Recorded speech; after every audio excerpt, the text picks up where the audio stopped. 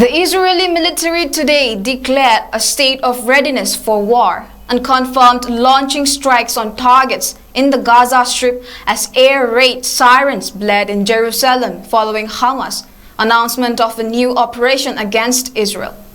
According to latest reports, Israeli army has launched Operation Iron Swords against the Hamas group in the Gaza Strip in response to the missile attacks from the territory.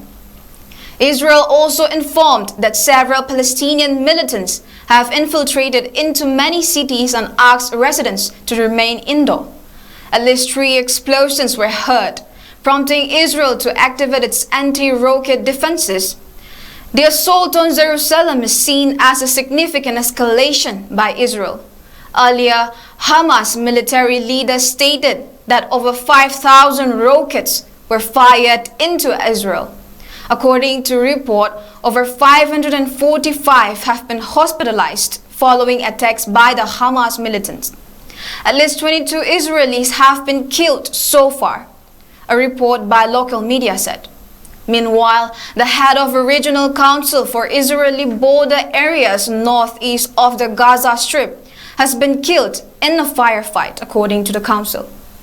The president of the regional council, Officer Lipstein, was killed during an exchange of fire with terrorists, the Shar Negev Regional Council said in a statement. Militants have infiltrated southern towns on motorcycles, SUVs, and paragliders in an unprecedented move. Videos circulating on social media show civilians being fired upon in Israel's southern town.